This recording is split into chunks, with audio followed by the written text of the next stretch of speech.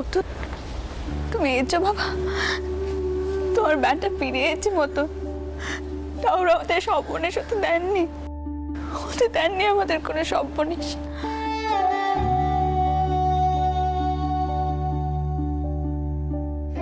ডাক্তারবাবু এও করেছে গোপাল খুব তাড়াতাড়ি সুস্থ হয়ে উঠবে, তবে এখন একটু যত্নার্থীর প্রয়োজন ওর। কিন্তু তোমার ব্যাটা যা, সে যত্নার্থী করতে দিলে হয়, দুদিনের মাথাতেই হয়তো কয়ে বসবে, দেখ মা আমি কাজে বেরোবো।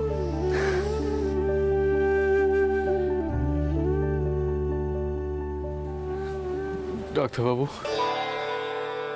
গোপাল সম্পূর্ণভাবে সুস্থ হয়ে উঠবে তো? উঠবে বই কি সেজবাবু, তবে ডাক্তারের নির্দেশ মেনে চলতে হবে।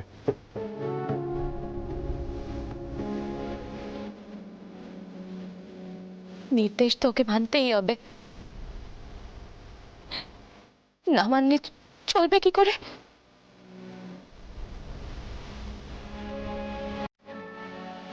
দেখুন ডাক্তারবাবু, আপনি আপনি নিশ্চিন্ত থাকুন, আমি আমার ছেলেকে চোখের আড়াল হতে দেবো না। বলছি জলদি মহেন, তোমরা বরং ডাক্তারবাবুর কাছ থেকে ওষুধপত্র সব নিয়ে এসো গে, যাও। আর পদ্ম, তুমি আমার সাথে চলো, ভট্টাচার্য মশাইকে তো কইতে হবে, বাড়িতে বড় করে পুজো করার কথা, সেসবের ব্যবস্থা করতে হবে আমাদেরকে। এখন বরং চটকুকি আর মথুর এখানে থাকুক, আমরা সকলে যাই। ডাক্তারবাবু আসুন।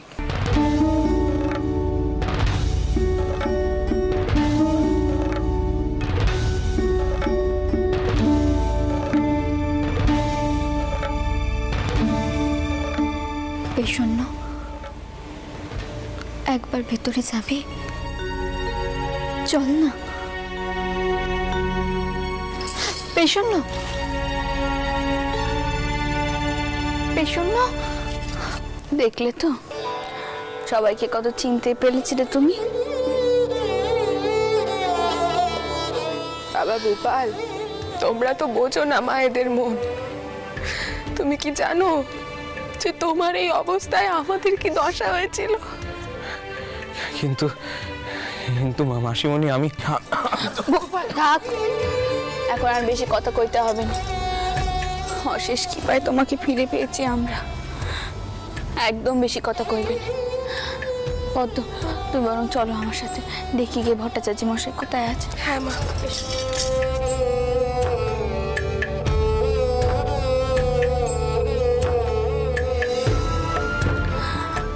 পদ্ম, একটু বাদে এখানে পেশনকে পাঠিয়ে দেওয়ার ব্যবস্থা করো। মেয়েটাই কদিন ধরে যা করেছে তা শুধু আমি আর বড়নাথ বউই জানি। যাই হোক, চলো এখন আর ওকে পাঠিয়ে দিও, কেমন?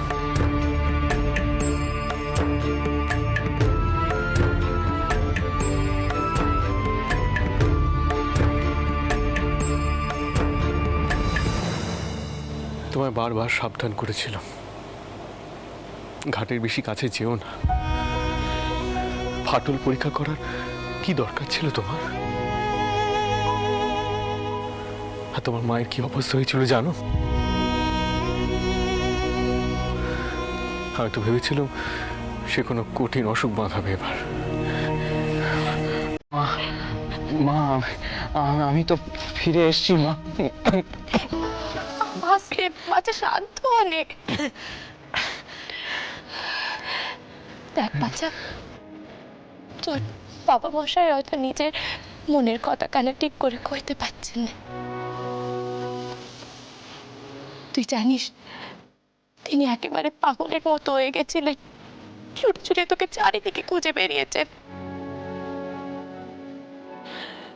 ভগবানের অসীম কৃপে যে তিনি তোকে আমাদের কাছে ফিরিয়ে এনেছেন, আর বউয়ের কথা তো তুললামই না।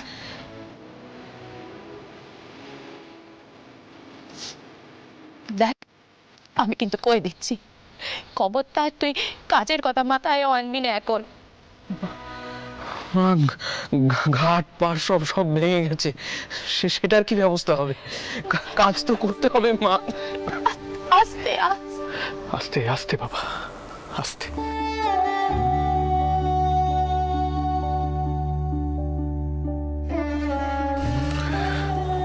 তার মানে তোমার দিদিমা যেটা বললেন সেটাই তুমি করবে, তাই তো? তুমি এখনই এসেই কাজ শুরু করে দেবে, বিশ্রাম নেবে না, সেবা যত্ন নেবে না।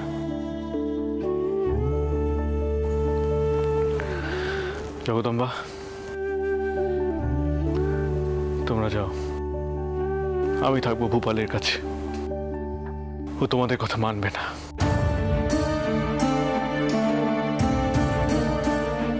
মতুর,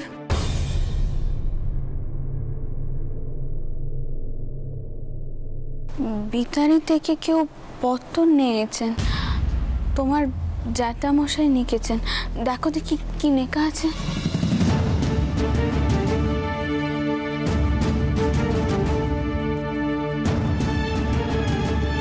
মা, জ্যাঠামশাই লিখেছেন বাবা মশাই চট্টগ্রামে গেছিলেন কাজ সূত্রে, সেখানে গিয়ে হঠাৎ করে অসুস্থ হয়ে পড়েছেন, তাই উনি আমাকে যেতে বলছেন। কিন্তু এখন কি করে যাব এই অবস্থায়ও? সে কি, আপনি এ আবার কি কইছেন? বাবা মশাইয়ের আবার কি হলো? দেখেছেন তো, আমি আপনাকে বারবার বলেছি তেনাকে অত দূর পাঠাবেন নে। আমার কথা কে শোনে? জগদম্বা, তুমি তো জানো বাবা মশাই আমার কথা শোনেন কখনো? উনি শোনেন না। বাবা মশাই, আপনি রওনা হয়ে যান, দয়া করে আমার জন্য চিন্তা করতে হবে না। কি বলছো কি তুমি? তোমার এই অবস্থায় আমি কি করে? মতুর, এত চিন্তা তুমি করোনি। দেখো, ভোপালকে দেখার জন্য এখানে আমরা সকলে রয়েছি। ওর দাদারা রয়েছে, তোমার বড় জামাই দাদা রয়েছে। না মতুর, কোনো চিন্তা নেই তোমার। মেশোবাবু, আমরা সবটা শুনলাম, আমরা তো এখানে সকলেই আছি। হ্যাঁ মেশোবাবু, আপনি ভূপালের চিকিৎসা নিয়ে একদম চিন্তা করবেন না। আপনি রওনা দিন মেশোবাবু। দেখুন, এখানে কিন্তু সবাই ঠিক কথাই কয়েছে।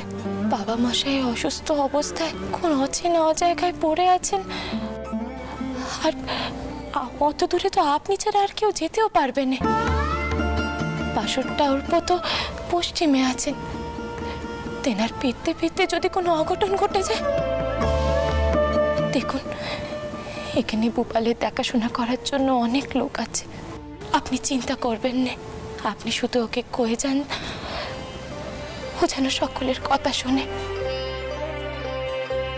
এখন বাবা মশাইকে সুস্থ করে বাড়ি ফিরিয়ে আনা সব থেকে বেশি জরুরি। আপনি রওনা হন।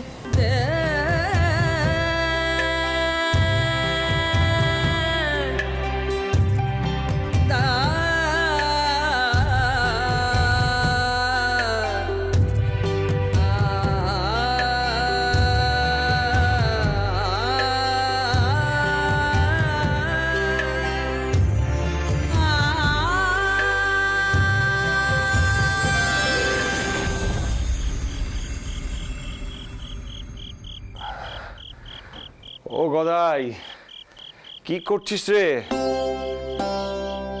এতক্ষণে এলে? হ্যাঁ, সারাদিন কোথায় কোথায় ঘোরো বলো দেখি? সারাদিনে মানে দেখা নেই, সে কোন ভোরবেলা বেরিয়েছো? হ্যাঁ, যজমানের বাড়ি গেছিলুম, বুঝলি? ও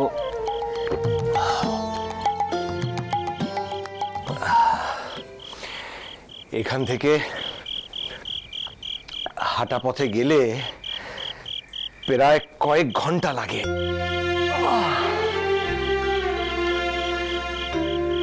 যজমান নিত্য পুজোর কাজটা ধরতে বলছে।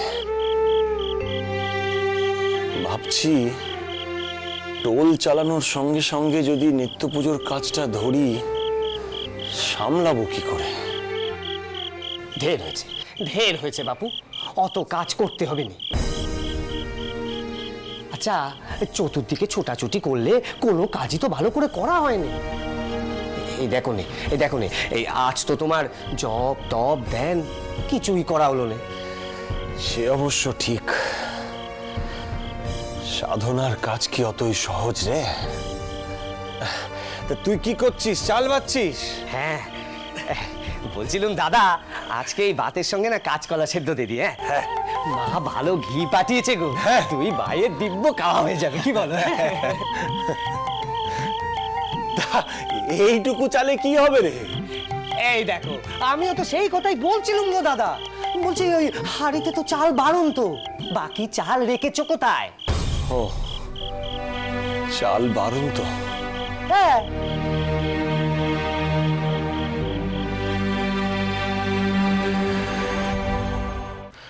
গদাই, দাঁড়া, আমি একটু আসছি।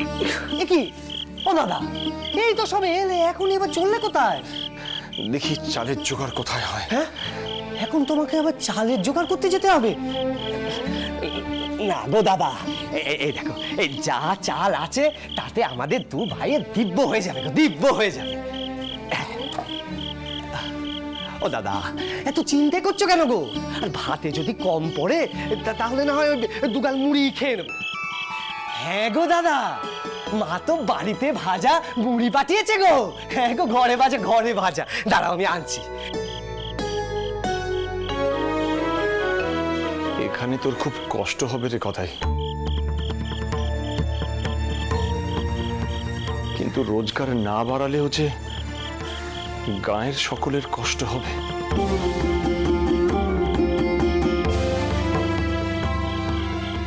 কি জানিস তো গদাই, তবু কলকাতায় রোজগার বাড়ানোর একটা সুযোগ আছে। ও গদাই, শোন না, বলছি কাল থেকে তুই টোলে ছাত্রদের সঙ্গে বসবি, বুঝলি? হ্যাঁ ও দাদা, হচ্ছিল মুড়ি খাওয়ার কথা, তুমি আবার ওই যত সব অবিদ্যের কথা নিয়ে আসলে। দাদা গো, তোমাকে তো আমি আগেই বলেছি দাদা, ওইসব টোলে পড়া আমার দ্বারা হবে না। গদাই, ব্রাহ্মণ সন্তান তুই, স্বাস্থ্যজ্ঞান থাকবে না? এখনো পর্যন্ত ভালো করে তো হিসেব নিকেশটা শিখলি না। ও মা, ওইসব হিসেব নিকেশ তোমরা শেখোকে যাও। বলি, জীবনের কোন হিসেবটা মেলে বলো দেখি, যে বসে বসে হিসেব শিখতে যাব। ও দাদা, দাদা তুমি এসো এসো এসো, এখানে সুস্থির হয়ে বসো তো, বসো বসো। আমি বরং ওই মুড়ি দে কলা মাখি। আমি দেখেছি গো দাদা, এই বাড়ির দরওয়ান ওই বাইরে কলার কাঁদি রেখেছে, আমি এক্ষুনি গিয়ে নিয়ে আসছি। হ্যাঁ, আমি আনছি দাদা, আনছি দাদা। ও গদাই শোন, এভাবে না বলে নিস নে যেন, এই আমাদের কামার পুকুর নয় কিন্তু। প্রণাম চাটুর্য মশাই, কিন্তু গদাই ওভাবে কোথায় ছুটে? দেখুন না মল্লিক মশাই, গদাই নতুন এসেছে এই শহরের ধরন ধারণ জানে না, এভাবে না বলে কয়ে নিলে মানুষ ভুল বুঝবে না। মল্লিক মশাই, এসব কি ওদিককার সব সংবাদ কুশল তো? না হলে এমনি এমনি জানবাজার থেকে জামা পুকুরে ছুটে আসি। আসলে চাটুর্য ঠাকুর আমাদের ভূপালকর্তাকে পাওয়া গেছে, তাকে ঘরে রাখা হয়েছে, আর ডাক্তারবাবু বলে গিয়েছেন যে ভালোভাবে সেবা যত্ন শুশ্রূষা পেলে খুব তাড়াতাড়ি সুস্থ হয়ে উঠবেন। আর রানীমা আপনাকে আর গদাইকে প্রণাম জানিয়েছেন, আর আপনাদের জন্যই সিদে পাঠিয়ে দিয়েছেন, যদি দয়া করে গ্রহণ করেন। এসবের আবার কি দরকার ছিল মল্লিক মশাই?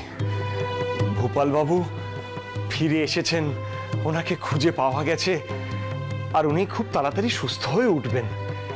এর থেকে আনন্দের আর কি হতে পারে বলুন?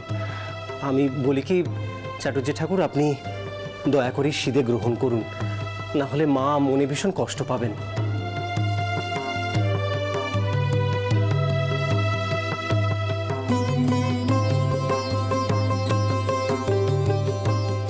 গদাইটা এসেছে তো, মা মহামায়া বুঝি তার জন্যই খাবারের ব্যবস্থা করে দিলেন।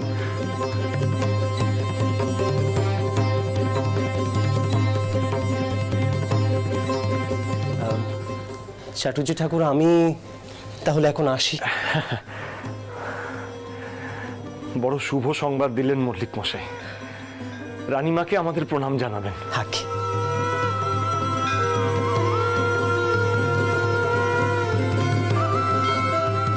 সত্যি ঈশ্বর বড়ই করুণাময়।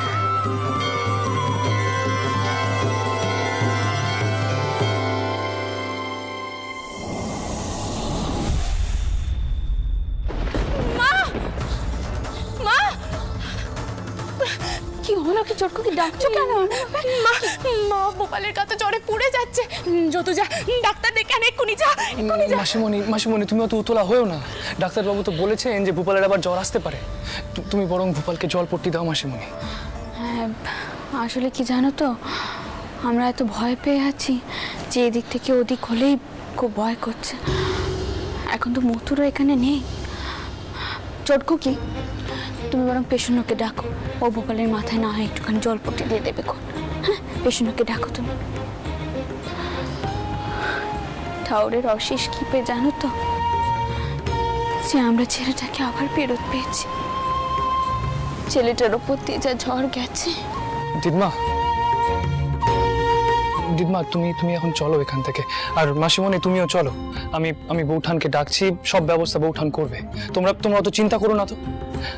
আর দিদমা বলছিলাম যে তুমি যদি বলো তাহলে কাল থেকেই পার বাঁধানোর কাজটা আমরা শুরু করে দিতে পারি। না না যদু, এখন এসব কথা থাক, আগে ভোপাল সুস্থ হয়ে উঠ। আর তাছাড়া কাজ শুরু করবার আগে বাউন সমাজের সাথে আমাদেরকে সরাসরি কথা কইতে হবে, কারণ এমনভাবে যুদ্ধ করে এত বড় কাজ করা যায়নি। এবার সময় হয়েছে শাস্তি মশাইয়ের সাথে তেনার মতো মানি মানুষেরই কথা কইবার। যাই হোক, তুমি যাও, কি বড় নাটবুককে ডেকে নিয়ে এসো, যাও। হ্যাঁ দিদমা।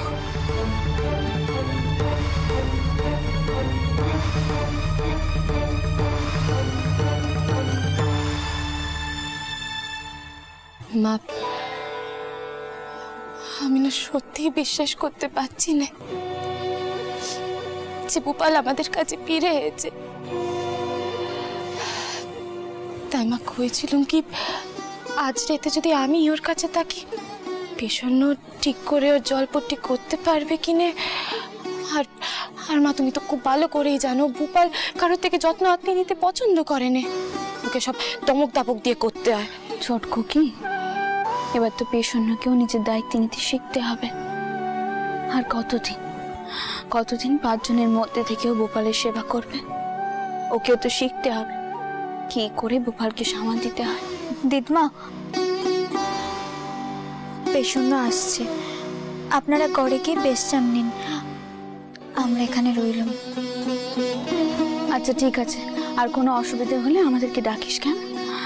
চটকু কি, শুনলে তো পেশন্য আসছে, এবার চলো চলো, পেশন্য ঠিক সামলাতে পারবে, চলো।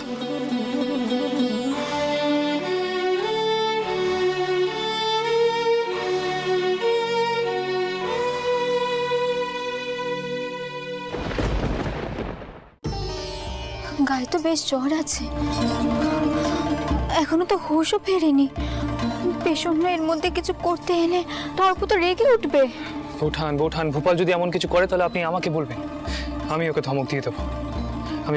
আমি এখন আসছি বৌঠান। হ্যাঁ, আপনি ওর খেয়াল রাখুন।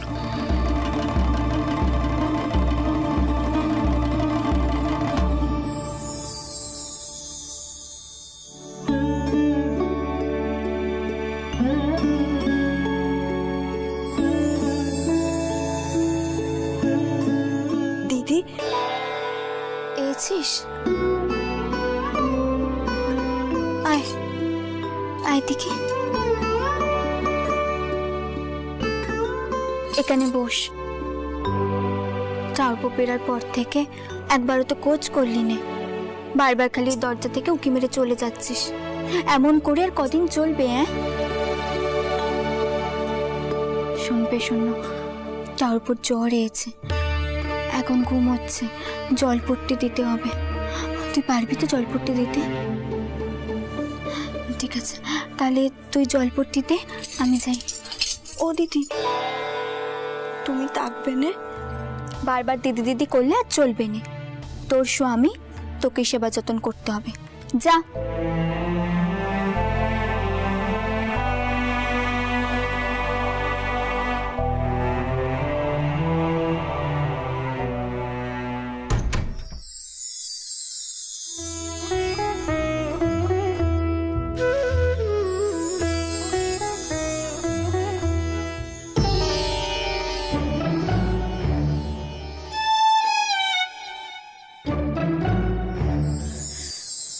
বাবা গো,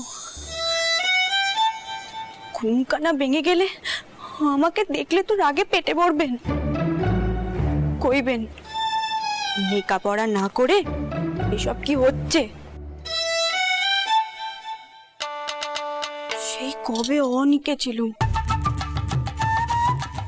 না, তারপর তো আমি আর কিচ্ছুটি নিয়ে কি হনে। হে মা, তুমি দেখো মা, তিনি যেন আমার উপর রেগে না ওঠেন, তুমি দেখো।